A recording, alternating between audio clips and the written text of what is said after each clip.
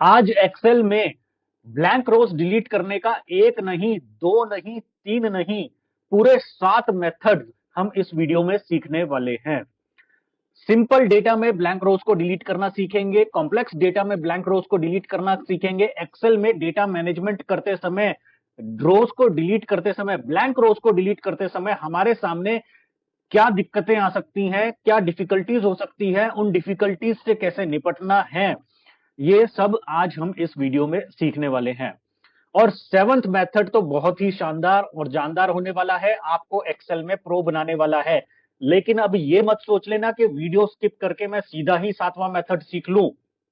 नहीं, जब आप एक्सेल में काम करते हैं तो हर प्रकार का डेटा आपके सामने हो सकता है। आप कोई भी काम करते हो, किसी भी फील्ड में काम करते हो, आपके पास एक्सेल में छोटा डेटा भी हो सकता है, बड़ा डेटा भी हो सकता है, सिंपल डेटा भी हो सकता है, कॉम्प्लेक्स डेटा भी हो सकता है। ऐसा नहीं होता कि अगर मैंने कह दिया कि सातवां मेथड प्रो मेथड है तो वो मेथड हर प्रकार के डेटा में रोज को डिलीट करने में कारगर साबित होगा। कारगर तो साबित होगा, लेकिन क्या वो मेथड अप्लाई करना सही रहेगा हर प्रकार के डेटा में या नहीं रहेगा? तो ऐसा नहीं है कि एक मेथड हर प्रकार के डेटा में लगाना सही रहता है। कई बार हमारे पास जो डेटा हमारे सामने होता है उसके हिसाब से हमें चूज करना पड़ता है कि इस डेटा में से अगर मुझे ब्लैंक रोज को डिलीट करना है तो कौन सा मेथड मेरे लिए इस डेटा में से ब्लैंक रोज को डिलीट करने के लिए बेस्ट रहेगा और फास्ट रहेगा। ऐसा नहीं होता कि हर प्रकार के डेटा में से बस एक ही मेथड लगाए चले जाओ और उसमें ब्लैंक रोज डिलीट करते चले जाओ और वो मेथड फास्ट रहेगा। नहीं हो सकता है जो सेवंथ मेथड मैंने आपको बताया है वो एक प्रकार के डेटा में आपकी मदद करे ब्लैंक रोज को डिलीट करने में अच्छे से और फास्ट तरीके से। लेकिन हो सकता है कि आपके पास कोई ऐसा डेटा हो जिसमें तीसरा मेथड काम आ जाए, चौथा मेथड काम आ जाए, पांचवा मेथड सही रहे उसमें लगाना। तो बेस्ट अप्रोच फॉलो करनी चाहिए। डेटा मैनेजमेंट, आप जिस प्रकार का डेटा आप मैनेज कर रहे हैं, जिस प्रकार का डेटा आपकी एक्सेल फाइल में आपके सामने मौजूद है, उस डेटा के हिसाब से आप चूज कीजिए कि आपके लिए मेथड कौन सा सही है। इसलिए कह रहा हूं कि वीडियो को स्किप मत करना, पहले मेथड से लेकर सेवंथ मेथड तक देखना, क्योंकि वीडियो का कौन सा पार्ट आपके लिए कब, कहां, किस डेटा को मैनेज करने में काम आ जाए आपको नहीं पता। तो वीडियो पूरा देख लीजिएगा। अब आगे बढ़ने से पहले मैं आपसे एक विनम्र निवेदन करना चाहता हूं कि अगर आप मेरे इस YouTube चैनल पर पहली बार आए हैं या अभी तक इसे सब्सक्राइब नहीं किया है तो इसे जल्द ही सब्सक्राइब कर लीजिए और नोटिफिकेशन बेल आइकन पर प्रेस करके ऑल पर क्लिक कर दीजिएगा। इससे आपको मेरी नेक्स्ट वीडियोस की नोटिफिकेशन टाइम से मिलती रहेगी। आपके लिए मैं अपने इस YouTube चैनल ए कुमार सुमित पर एजुकेशनल, मोटिवेशनल और इंफॉर्मेशनल कंटेंट बनाता रहता हूं। तो चलिए सीख लेते हैं एक्सेल में किसी भी प्रकार के डेटा में ब्लैंक रोज डिलीट करने के 7 मेथड। पहला मेथड देख लेते हैं, फिल्टर मेथड। हमारे सामने जो डेटा आ रहा है ये एक सिंपल डेटा है। देखिए यहां पर सिर्फ 3 कॉलम्स आ रहे हैं और रो नंबर 6, रो नंबर 11 और रो नंबर 16, रो नंबर 21, ये रोज हैं जो मेरे डेटा के बीच में ब्लैंक रोज आ रही हैं। बड़ा सिंपल सा डेटा है। क्योंकि आप रो नंबर 6 में देखें तो कॉलम ए भी ब्लैंक है, कॉलम बी भी ब्लैंक है, कॉलम सी भी ब्लैंक है, तीनों कॉलम्स ब्लैंक हैं। ठीक है, रो नंबर 11 में भी, 16 में भी, 21 में भी। और हमारे डेटा की लास्ट रो कौन सी है? 25th रो है। ठीक है जी। तो अब हम यहां पर क्या करेंगे, फिल्टर अप्लाई करेंगे। कैसे करेंगे? शिफ्ट और स्पेस बार दबाएंगे। देखो पहली वाली रो सेलेक्ट हो गई जो हेडर रो है। ठीक है, शिफ्ट कंट्रोल शिफ्ट और डाउन एरो की से हम नीचे तक का डेटा सेलेक्ट कर लेंगे, लास्ट रो तक का डेटा सेलेक्ट कर लिया। ठीक है, alt D F F press करेंगे, फिल्टर लग गया ऊपर। अब किसी भी कॉलम में चले जाइए और किसी भी कॉलम में यहां पर नीचे ब्लैंक्स को सिलेक्ट कर लीजिए, ओके बटन पर क्लिक कीजिए। अब आप एक चीज देखिए, यहां पर रो नंबर 6, 11, 16, 21 ब्लू कलर से हाईलाइट होकर आ रही हैं, जबकि बाकी सारी की रोज 26, 27, 28 ये बाकी सारी रोज ग्रे कलर में आ रही हैं। आपको याद है? फिल्टर हटाकर मैं दिखा देता हूं। लास्ट रो कौन सी थी हमारी? Row number 25। ठीक है, तो यानी कि अगर मैं यहां पर फिल्टर में ब्लैंक्स सेलेक्ट कर रहा हूं तो ये जो रो नंबर हाईलाइट होकर आ रहे हैं ये वही ब्लैंक रोज हैं जो हमारे डेटा के बीच में आ रही हैं और इन्हीं ब्लैंक रोज को हमें डिलीट करना है। इसके बाद वाली ये जो रोज हैं वो हमारे डेटा के बीच में नहीं आ रही हैं, इसीलिए वो ग्रे आउट हो रखी हैं। आप देख रहे हैं 26 रो हमारे डेटा में है ही 25 रोज, ठीक है जी। तो अब यहां पर क्या करूंगा मैं, हमें ये रोज डिलीट करनी है, तो रो नंबर 6 पे गया मैं, पहली जो ब्लैंक रो है, शिफ्ट स्पेस बार दबाया, रो सेलेक्ट हो गई, शिफ्ट डाउन एरो की, डाउन एरो की, डाउन एरो की दबाया, रोज सेलेक्ट हो गई। अब ऑल्ट और सेमी कोलोन दबाऊंगा, इससे सिर्फ और सिर्फ यही रोज, ये विजिबल रोज सेलेक्ट होंगी, ठीक है जी। कंट्रोल और माइनस करूंगा तो ये रोज डिलीट हो गई। फिल्टर हटा देता हूं ऑल्ट डी एफ एस करके, तो आप देख सकते हैं हमारे डेटा में से ब्लैंक रोज डिलीट हो गई हैं। ये बड़ा ही सिंपल सा मेथड है और सिंपल सा डेटा था अभी हमारे सामने, ठीक है जी। अब देखो जो हमारे सामने डेटा है, यहां पर एक कॉम्प्लेक्सिटी आ गई है, कम है, डिफिकल्टी लेवल इतना नहीं है। नेक्स्ट डेटा में दिखाऊंगा उसमें डिफिकल्टी लेवल ज्यादा है, लेकिन यहां पर देखो, यहां पर आप देख सकते हैं कॉलम बी में ये सेल ब्लैंक आ रहा है, ठीक है। रो नंबर 6 में कॉलम ए बी सी तीनों ब्लैंक आ रहे हैं, ठीक है। यहां पर देखो रो नंबर 8 में सी ब्लैंक आ रहा है, C8 ब्लैंक हो गया। रो नंबर 11 में तीनों कॉलम्स ब्लैंक हो गए। रो नंबर 13 में कॉलम बी ब्लैंक है।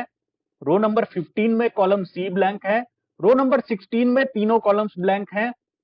रो नंबर 17 में सी ब्लैंक है। रो नंबर 19 में बी ब्लैंक है। 21st रो में तीनों कॉलम्स ब्लैंक है, और यहां पर रो नंबर 17 में सी ब्लैंक आ रहा है, 22 में बी ब्लैंक आ रहा है, और 25th में सी ब्लैंक आ रहा है। यानी कि अब हमारे डेटा में तीनों कॉलम्स कुछ रोज में तो ब्लैंक आ रहे हैं, 6th में, 11th में, 16th में, 21st में, लेकिन 4th रो में सभी कॉलम्स ब्लैंक नहीं है, कॉलम बी ब्लैंक है, ठीक है ना। रो नंबर 8 में कॉलम सी ब्लैंक है। यानी कि कुछ ऐसी रोज भी हमारे डेटा में है जिसमें एक कॉलम ब्लैंक है, एक कॉलम में डेटा नहीं आ रहा, या किसी दो कॉलम में डेटा नहीं आ रहा। लेकिन सिर्फ कुछ ही रोज ऐसी हैं जिसमें सभी कॉलम्स में डेटा नहीं आ रहा। तो हमें ऐसे वाली रोज डिलीट करनी है जिसमें सभी कॉलम में डेटा नहीं आ रहा। मैं इसे ब्लैंक रो नहीं बोल सकता, क्योंकि यहां पर कॉलम ए में डेटा आ रहा है, कॉलम सी में डेटा आ रहा है, कॉलम बी में डेटा नहीं आ रहा।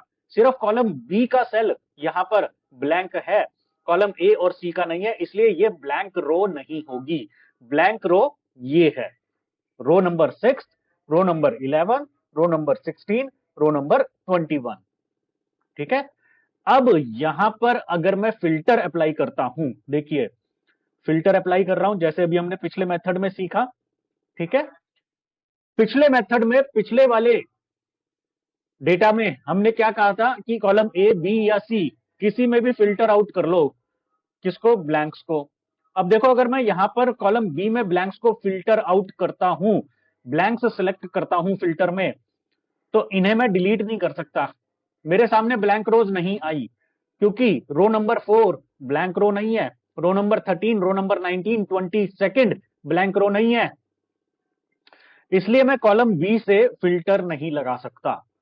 कॉलम सी से भी फिल्टर नहीं लगा सकता। कॉलम सी में अगर मैं ब्लैंक्स को सिलेक्ट करता हूं, तो आप देखिए यहां पर मेरे सामने जो रोज आ रही हैं वो सभी की सभी ब्लैंक रोज नहीं है। रो नंबर 8 ब्लैंक रो नहीं है, 15 नहीं है, 17 नहीं है, 21st नहीं है। तो कॉलम सी में भी फिल्टर लगाकर मैं अपनी ब्लैंक रोज को आइडेंटिफाई नहीं कर सकता। लेकिन कॉलम ए एक ऐसा कॉलम है कि जब जब कॉलम ए ब्लैंक है, 6th रो में कॉलम ए ब्लैंक है, 11th में, 16th में, 21st में, जब जब कॉलम ए ब्लैंक है तब तब बाकी के कॉलम्स भी ब्लैंक हैं। ये हुई ना बात। यानी कि मैं कॉलम ए में अगर फिल्टर लगाकर ब्लैंक्स को सिलेक्ट करता हूं, तो मेरे सामने केवल और केवल ब्लैंक रोज आएंगी, जो मेरे डेटा में ब्लैंक रोज हैं। ब्लैंक रोज का मतलब ऐसी रोज जिसमें सभी कॉलम्स ब्लैंक है, यानी कि किसी भी कॉलम में डेटा नहीं है, ना ए में, ना बी में, ना सी में। अगर इससे बड़ा डेटा हो तो उसमें भी। यानी कि अगर आपके पास ऐसा कोई डेटा आ जाए, तो आपको अपने डेटा में उस कॉलम को आइडेंटिफाई करना होगा जिसमें केवल वही सेल्स ब्लैंक है जहां पर बाकी रोज भी, बाकी फील्ड्स भी ब्लैंक हो, बाकी कॉलम्स भी ब्लैंक हो। तो यहां पर मेरा कॉलम ए एक ऐसा कॉलम है। तो कॉलम ए को मैंने आइडेंटिफाई कर लिया। तो यहां पर कॉलम ए में फिल्टर में मैं ब्लैंक्स को सिलेक्ट कर लूंगा। फिर मैं इन रोज को विजिबल रोज बना दूंगा, ऑल्ट सेमीकोलन से, कंट्रोल माइनस से इसे डिलीट कर दूंगा। तो अब आप देख सकते हैं मेरे सामने केवल वही रोज डिलीट हुई है जो ब्लैंक रोज हैं, ब्लैंक सेल्स नहीं। ठीक है जी, समझ में आ गई बात। अब डिफिकल्ट डेटा देख लीजिए, कॉम्प्लेक्स डेटा देख लीजिए। पिछले डेटा में हमने कॉलम ए को आइडेंटिफाई कर लिया था अपनी ब्लैंक रोज को ढूंढने के लिए, लेकिन यहां पर अगर हम ब्लैंक्स देखें तो कॉलम ए में भी ये और ये सेल्स ब्लैंक आ रहे हैं। ठीक है जी। कॉलम बी में ये और ये सेल्स ब्लैंक आ रहे हैं। ठीक है। कॉलम सी में ये और ये सेल्स ब्लैंक आ रहे हैं। मैं आपके लिए इसे येलो हाईलाइट अभी कर देता हूं। ठीक है। अब मेरे पास ऐसा डेटा है कि जिसमें कोई भी ऐसा कॉलम नहीं है जो मेरा एक आइडेंटिफायर कॉलम बन सके, जिसमें मैं फिल्टर लगाकर अपने डेटा की ब्लैंक रोज को ढूंढ सकूं। ठीक है। अगर मैं फिल्टर लगाता हूं इसमें, इस डेटा में, तो आप देखिए, अगर मैं रो ए में ब्लैंक्स, सॉरी कॉलम ए में ब्लैंक्स को सिलेक्ट करता हूं फिल्टर में, तो मेरे सामने केवल और केवल ब्लैंक रोज नहीं आई, वो रोज भी आ गई जिसमें किसी दूसरे कॉलम में डेटा आ रहा है। ठीक है। कॉलम बी को सिलेक्ट करता हूं तो भी मेरे सामने सारी की सारी ब्लैंक रोज नहीं आ रही। ठीक है। कॉलम सी को सिलेक्ट करता हूं तो भी मेरे सामने सारी की सारी ब्लैंक रोज नहीं आ रही हैं, आप देख सकते हैं। तो ऐसी कंडीशन में क्या करना होगा? पहले तो डिफिकल्ट मेथड देख लेते हैं, यही अपना फिल्टर वाला मेथड। इस केस में मैं किसी एक कॉलम में फिल्टर नहीं कर सकता। मैं ए कॉलम में ब्लैंक्स को सिलेक्ट करूंगा, फिर बी कॉलम में भी ब्लैंक्स को सिलेक्ट करूंगा, और फिर सी कॉलम में भी ब्लैंक्स को सिलेक्ट करूंगा। अब मेरे सामने वही रोज आई हैं जिसमें सभी कॉलम्स में कोई भी डेटा नहीं आ रहा, यानी कि अब मेरे सामने ब्लैंक रोज आई हैं। तो इन ब्लैंक रोज को विजिबल बना करके, सिलेक्ट करके, कंट्रोल माइनस से डिलीट कर दूंगा। अब ये तो बड़ा छोटा सा डेटा था। अगर 10, 20, 50, 60 कॉलम्स हो आपके पास डेटा में, तो क्या हर डेटा में इस तरह से फिल्टर करते रहेंगे?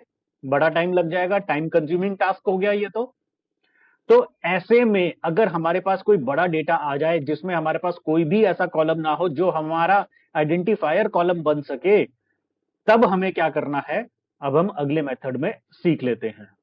जब हमारे पास एक्सेल में कोई ऐसा डेटा आ जाए जिसमें कोई भी कॉलम हमारा आइडेंटिफायर कॉलम ना बन पाए, यानी कि किसी भी कॉलम में हम फिल्टर करें और ब्लैंक्स को सिलेक्ट करें तो ब्लैंक रोज हमारे सामने ना आए, तो हम यहां पर एक कॉलम ऐड कर लेंगे। कहीं पर भी ऐड कर लो अपने डेटा के हिसाब से। मैं यहां पर कॉलम डी में ऐड कर रहा हूं, और अब हम ये दूसरा मेथड सीख रहे हैं। यहां पर हम कॉलम ऐड कर रहे हैं काउंट ए का। काउंट ए का फॉर्मूला लगा लेते हैं अब यहां पर हम, काउंट ए। ठीक है। और इन सभी कॉलम्स को सिलेक्ट कर लिया मैंने यहां पर, A2 से C2 तक। ठीक है जी।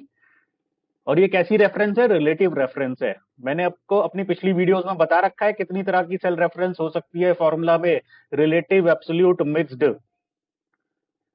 फॉर्मूला को नीचे तक ड्रैग कर लेते हैं। अब ये जो काउंट ए का कॉलम है ना, ये मेरा आइडेंटिफायर कॉलम बन जाएगा। अब मैं अगर फिल्टर लगाऊंगा, अब काउंट ए में जो 0 हैं, ये मेरी ब्लैंक रोज आइडेंटिफाई कर देगा। ठीक है। काउंट ए का फॉर्मूला क्या करता है?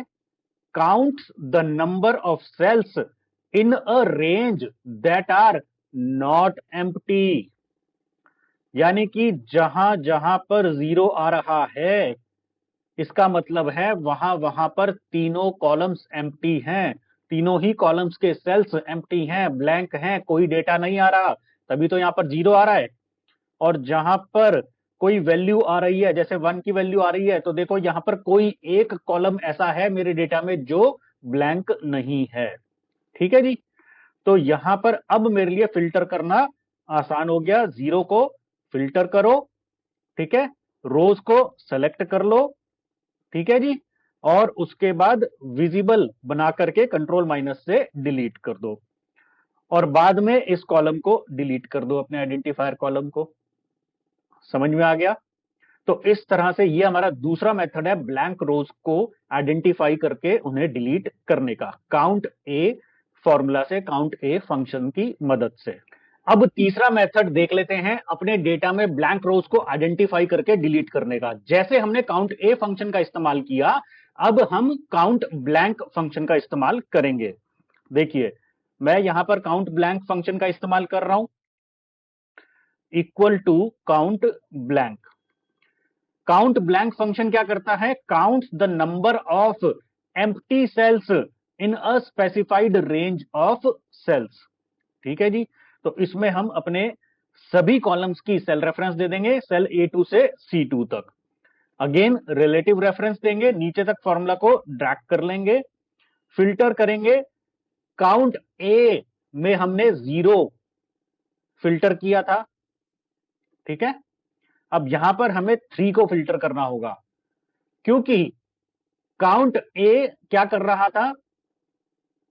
नॉन एम्प्टी सेल्स को, देखो फिर से मैं दिखा रहा हूं, count A counts the number of cells in a range that are not empty, यानी कि नॉट एम्प्टी सेल्स को काउंट कर रहा था। इसलिए वहां पर 0 की वैल्यू जो थी वो वैल्यू थी जो हमारी ब्लैंक रोज थी। अब काउंट ब्लैंक क्या करता है?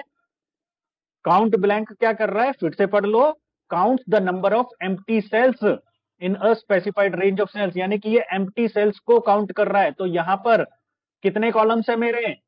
3 कॉलम्स है। तो यहां पर जहां जहां पर 3 की वैल्यू आएगी, इसका मतलब है यही मेरी ब्लैंक रोज है। 3 की वैल्यू का मतलब क्या है? कि तीनों कॉलम्स इन रोज में ब्लैंक हैं। तो ये मेरी ब्लैंक रोज हुई। अब इसे सिलेक्ट करो, विजिबल करो, कंट्रोल माइनस करो, डिलीट कर दो। तो इस तरह से काउंट ब्लैंक फंक्शन का इस्तेमाल करके हम अपने डेटा में ब्लैंक रोज को आइडेंटिफाई कर सकते हैं और उन्हें डिलीट कर सकते हैं। अब चौथा मेथड देख लेते हैं अपने डेटा में ब्लैंक रोज को आइडेंटिफाई करके उन्हें डिलीट करने का। ठीक है, अब हम इस्तेमाल करेंगे कॉनकैट फंक्शन का। अब देखो कॉनकैट फंक्शन क्या करता है? concatenates a list और रेंज ऑफ टेक्स्ट स्ट्रिंग्स। ठीक है जी। अब कॉन्कैट फंक्शन में मैं अपने सभी कॉलम्स की सेल रेफरेंस दे दूंगा, A2 से C2, अगेन रिलेटिव रेफरेंस, नीचे तक इस फॉर्मूला को क्या करूंगा? ड्रैग कर दूंगा अपने डेटा के आखिरी तक। अब यहां पे फिल्टर करूंगा, तो देखो कॉन्कैट फंक्शन में जहां जहां पर ब्लैंक आ रहा है, इसे ब्लैंक्स को सिलेक्ट कर लूंगा, और ये ब्लैंक देख रहे हैं आप, 6, 11, 16, 21 ब्लू कलर से हाईलाइट हो रखी हैं। तो ये मेरे सामने मेरे डेटा की ब्लैंक रोज आ जाती हैं। इन्हें विजिबल करके कंट्रोल माइनस से डिलीट कर सकते हैं। तो इस तरह से हम कॉन्कैट फंक्शन का इस्तेमाल करके भी अपने डेटा की ब्लैंक रोज को आइडेंटिफाई करके उन्हें डिलीट कर सकते हैं। ये था हमारा चौथा मेथड। अब हम पांचवा मेथड देख लेते हैं अपने डेटा में ब्लैंक रोज को आइडेंटिफाई करके उन्हें डिलीट करने का। अब मैं यहां पर इस्तेमाल करूंगा एंड फंक्शन और इज ब्लैंक फंक्शन का। इन दोनों फंक्शन का एक साथ इस्तेमाल करेंगे। पहले आप इज ब्लैंक फंक्शन देखो क्या करता है। Is blank checks whether a reference is to an empty cell and returns true और फॉल्स। फॉर एग्जाम्पल यहां पर देखो, इस ब्लैंक में अगर मैं A2 सेल रेफरेंस देता हूं, देखो A2 क्या है? ब्लैंक नहीं है। तो ये हमें रिजल्ट में क्या दे रहा है? फॉल्स दे रहा है। ठीक है।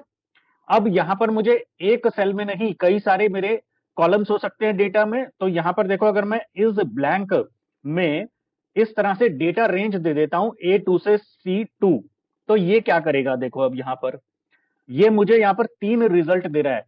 पहला, पहले कॉलम के लिए कॉलम A, फिर B और C के लिए तीनों फॉल्स है यहां पर। ठीक है। देखो यहां पर नीचे अगर मैं इस फॉर्मूला को ड्रैग करता हूं, तो यहां पर क्या है? कॉलम A फॉल्स आ रहा है क्योंकि वो ब्लैंक नहीं है। यहां पर फिर से फॉल्स आ रहा है क्योंकि कॉलम बी ब्लैंक नहीं है। कॉलम सी ब्लैंक है, इसीलिए यहां पर ये ट्रू आ रहा है। आप देख रहे हैं C3 ब्लैंक है इसीलिए। ठीक है, तो अब इस ब्लैंक समझ लिया हमने फंक्शन, ठीक है ना। अब एंड फंक्शन देखो क्या करता है, and checks whether all arguments are true and returns true if all arguments are true. ठीक है, तो यहां पर मैं एंड फंक्शन में इस ब्लैंक फंक्शन लगाऊंगा और इस ब्लैंक फंक्शन में यहां पर डेटा रेंज दे दूंगा A2 से C2, सभी कॉलम्स की यहां पर डेटा रेंज दे दूंगा। ब्रैकेट बंद करूंगा, इस ब्लैंक फंक्शन हमारा कंप्लीट हो गया। फिर से एक ब्रैकेट बंद करूंगा, क्लोज ब्रैकेट लगाऊंगा तो एंड फंक्शन क्लोज हो गया। एंटर प्रेस करूंगा, देखो इसने फॉल्स दे दिया। क्यों? क्योंकि यहां पर तीनों ही सेल्स नॉन एम्प्टी हैं। याद है अभी हमने देखा था, इस ब्लैंक लगाया था, तीनों में फॉल्स आया था। अब अगर मैं इसे नीचे फॉर्मूला को ड्रैग करता हूं, देखो यहां पर ये दो सेल्स तो नॉन एम्प्टी हैं, एम्प्टी नहीं है, लेकिन ये वाला सेल एम्प्टी है कॉलम सी में। तो अब मुझे बताओ यहां पर ये फॉल्स की वैल्यू देगा या ट्रू की वैल्यू देगा? फॉल्स की वैल्यू देगा, क्योंकि एंड फंक्शन क्या कहता है, जब तीनों आर्ग्यूमेंट ट्रू होंगे तभी ये यहां पर ट्रू की वैल्यू देगा। ठीक है जी, जब तीनों में ट्रू आएगा। तो अब ये नीचे तक फॉर्मूला आप ड्रैग कर लो, नीचे तक ड्रैग करोगे, अब फिल्टर लगा लो। फिल्टर में आप जो ट्रू है उसे सिलेक्ट कर लो। अब आपके सामने आपके डेटा की ब्लैंक रोज आ गई हैं। जहां जहां पर ट्रू आ रहा है वही आपकी डेटा की ब्लैंक रोज है। तो ट्रू ने आइडेंटिफाई कर दिया ये आपके डेटा की ब्लैंक रोज है, इसे विजिबल करो, कंट्रोल माइनस से डिलीट कर लो। तो ये था आपका पांचवा मेथड अपने डेटा में ब्लैंक रोज को आइडेंटिफाई करके उन्हें डिलीट करने का। अब हम छठे मेथड का इस्तेमाल करेंगे अपने डेटा में ब्लैंक रोज को आइडेंटिफाई करके डिलीट करने का। यहां पर हम कंडीशनल फॉर्मेटिंग का इस्तेमाल करेंगे। देखिए हम अपने डेटा को सिलेक्ट कर लेते हैं, उसके बाद हम होम टैब में स्टाइल्स ग्रुप में कंडीशनल फॉर्मेटिंग पर आएंगे। यहां पर हमें न्यू रूल का ऑप्शन मिलता है, इसे सिलेक्ट करेंगे, new formatting rule window open हो जाती है। यहां पर ये वाला जो ऑप्शन है, use a formula to determine which cells to format, इसे सिलेक्ट कर लेंगे। और यहां पर इस फील्ड में format values where this formula is true, यहां पर हम एंड फंक्शन का इस्तेमाल करेंगे। एंड के अंदर इस ब्लैंक का इस्तेमाल करेंगे। इस ब्लैंक में हम अपने कॉलम की रेंज दे देंगे, ए बी सी, तीन कॉलम है हमारे पास, तो $A1 से लेकर के $C1 तक। ब्रैकेट बंद करेंगे, फिर से ब्रैकेट बंद करेंगे। अब देखिए यहां पर मैंने सिर्फ कॉलम के आगे डॉलर लगाया है। ठीक है, यहां पर हम मिक्स्ड रेफरेंस लिख रहे हैं, कॉलम से पहले डॉलर लगाया है, रो से पहले डॉलर नहीं लगाया है, सिर्फ कॉलम को फिक्स किया है, रो को फिक्स नहीं किया है। ठीक है, फॉर्मेट पे क्लिक करेंगे। फॉर्मेट पे यहां पर ये जो फॉर्मेट सेल्स विंडो है, हमें चार ऑप्शंस मिलते हैं। मैं यहां पर फिल टैब में येलो कलर सेलेक्ट कर रहा हूं, यानी कि जहां जहां पर ये जो कंडीशन है वो फुलफिल हो जाए, ट्रू हो जाए, उसको आप इसे येलो कलर से फॉर्मेट कर दीजिए। अब आप देख सकते हैं रो नंबर 6, 11, 16, 21 येलो कलर से हाईलाइट होगी, और आप देख सकते हैं रो नंबर 6 ब्लैंक है, 11 है, 16 है, 21 है। और यहां पर ये देख सकते हैं रो नंबर 4 में कॉलम बी ब्लैंक है, लेकिन ए और सी ब्लैंक नहीं है, इसलिए इसने इसे हाईलाइट नहीं किया है। अब यहां पर आप फिल्टर अप्लाई करें और किसी भी कॉलम में चले जाएं, ए में, बी में, सी में, कहीं पर भी जाकर फिल्टर बाय कलर कीजिए, येलो कलर सेलेक्ट कीजिए और इसे आप विजिबल करके कंट्रोल माइनस से डिलीट कर दीजिए। तो ये हुआ आपका कंडीशनल फॉर्मेटिंग, छठा मेथड अपने डेटा में ब्लैंक रोज को आइडेंटिफाई करने का और उन्हें डिलीट करने का। अब वो घड़ी आ गई है जिसका हमें इंतजार था, सेवंथ मेथड, एक्सेल में प्रो बनने का टाइम आ गया है। अब हम अपने डेटा में रो को, ब्लैंक रो को फाइंड करके उन्हें डिलीट करने का सुपर फास्ट तरीका, सुपर डायनामिक तरीका सीखने जा रहे हैं, पावर क्यूरी सीखने जा रहे हैं। और अगर आज के जमाने में आपको पावर क्यूरी एक्सेल में आती है तो आप प्रो हैं एक्सेल में। तो देखिए यहां पर मैं आपको तीन ट्रिक्स बताऊंगा, ध्यान से देखिएगा। देखिए अपने डेटा को इस तरह से मैं सेलेक्ट कर लेता हूं, रो नंबर 25 तक सेलेक्ट कर लिया, होम टैब पे आऊंगा, डेटा टैब पे जाऊंगा। यहां पर आप देखिए ये ऑप्शन मिलता है गेट एंड ट्रांसफॉर्म डेटा वाले ग्रुप में, ये ऑप्शन मिलता है फ्रॉम टेबल और रेंज, इसे सेलेक्ट करूंगा। Create table dialog box open हो जाएगा। ये जो मैंने रेंज सेलेक्ट करी थी A1 से C25 तक, ये इसे एक्सेल अब इसे टेबल में कन्वर्ट कर देगा। अब ये पूछ रहा है माई टेबल एज हेडर्स। हाँ, मेरी रो नंबर 1 में मेरे हेडर्स आ रहे हैं, तो ये बाय डिफॉल्ट टिक हो रखा है, इसे टिक रहने देंगे, इसे अनटिक नहीं करेंगे। ओके बटन पर क्लिक करेंगे।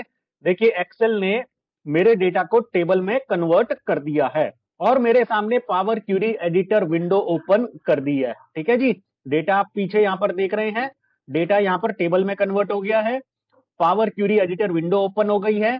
यहां पर हमें होम टैब में रिड्यूस रोज वाले ग्रुप में रिमूव रोज का ऑप्शन मिलता है, इस पर जाएंगे और यहां हमें रिमूव ब्लैंक रोज का ऑप्शन मिलता है, क्लिक करेंगे।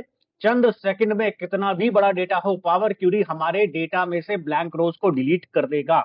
अब क्लोज एंड लोड ऑप्शन पर क्लिक करेंगे और एक्सेल यहां पर एक अपने आप टैब बना देगा जिसमें मेरा ये रिजल्ट डेटा, यानी कि इसमें ओरिजिनल डेटा में से ब्लैंक रोज को डिलीट करके वो ओरिजिनल डेटा में कोई छेड़खानी नहीं करता, एक नया टैब बनाता है। अब इस टैब में सिर्फ वही रोज आ रही हैं, यानी कि अब इसमें ब्लैंक रोज नहीं आ रही है, रिजल्टेंट रोज आ गई है। तो इस तरह से आपका ओरिजिनल डेटा भी आपके सामने रहता है और उसके बाद ब्लैंक रोज को डिलीट करने के बाद वाला डेटा आपके पास एक अलग टैब में आ जाता है। अब यहां पर इसकी खूबसूरती देखिए, अगर रो नंबर 26 में कोई नया डेटा ऐड होता है, मान लीजिए यहां पर साउथ बैंकिंग और यहां मैं लिख रहा हूं 1 लाख की एनुअल सेल्स। ठीक है जी, नया डेटा ऐड हो गया हमारे ओरिजिनल डेटा में। टेबल 1 में आऊंगा जो पावर क्यूरी ने क्रिएट करी थी, या तो मैं यहां पर राइट क्लिक कर सकता हूं। ठीक है, राइट क्लिक करूंगा तो मेरे को देखो यहां पर रिफ्रेश का ऑप्शन मिलता है, या फिर ऊपर देख सकते हैं टेबल डिजाइन का टैब ऐड हो गया है। यहां पर मुझे एक्सटर्नल टेबल डेटा वाले ग्रुप में रिफ्रेश का ऑप्शन मिलता है, रिफ्रेश पे जाऊंगा, रिफ्रेश ऑल करूंगा और आप देखिए वो एडिशनल रो यहां पर ऐड हो गई है। ठीक है, अब एक यहां पर कमी देखिए क्या है, अगर मान लो 27th रो ब्लैंक हो जाती है, 28th पर एक नया डेटा ऐड हो जाता है। ठीक है, कोई भी वैल्यू लिख देता हूं मैं अभी। अब आप देखिए 27th रो ब्लैंक है, 28th पर डेटा ऐड हुआ है, लेकिन टेबल ने इसे एक्सटेंड नहीं किया। ठीक है, टेबल एक्सटेंड नहीं हुई है, अब इस 28th रो पर टेबल अप्लाई नहीं हो रखी।